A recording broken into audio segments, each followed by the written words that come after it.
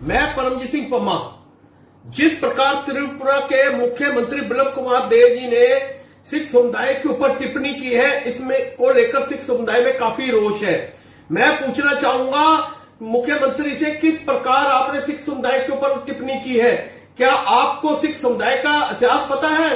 कितनी सिख समुदाय की कुर्बानियां हैं, कितना सिख समाज की सेवा है? आपने इस प्रकार कह दिया कि सिख समाज का दिमाग कम होता है, तो ये किस तरह की आपकी टिप्पणी है? लगता है शायद आपको नॉलेज नहीं है, ना ही आपको कोई जो आपका सलाहकार देने वाला है वो सही है। ऐसा टिप्पणी देकर आपने ये जो मुख्यमंत्री की जो पद की गरिमा है इसको घटाया है, और इसके लिए आपको इस्तीफा देना चाहिए।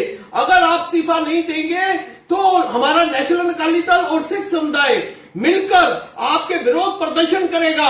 और मैं भाजपा के राष्ट्रीय अध्यक्ष से भी कहूंगा कि वह ये मुख्यमंत्री के खिलाफ कार्रवाई करें, और जो भी हो इसके खिलाफ सख्त से सख्त कदम उठाए, क्योंकि लगातार ऐसी घटनाएं होकर सिख समुदाय को बदनाम करने की कोशिश की जा रही है। मैं पूछना चाहूंगा त्रिपुरा के मुख्यमंत्री से कि आपने कहा कि सिख समुदाय का दिमाग कम होता है।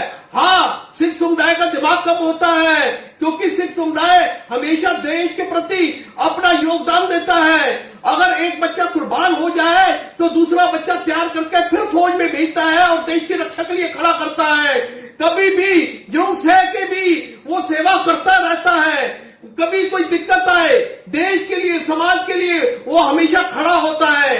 कभी उसने ये नहीं देखा उसके घर पे खाने को है या नहीं है, पर उसने दूसरे को भूखा नहीं सोने दिया। क्या आप किसी को दिमाग कम कहते हैं? तो हाँ, हमारे में दिमाग कम है। आपको शर्म आनी चाहिए ऐसा बयान देते हुए।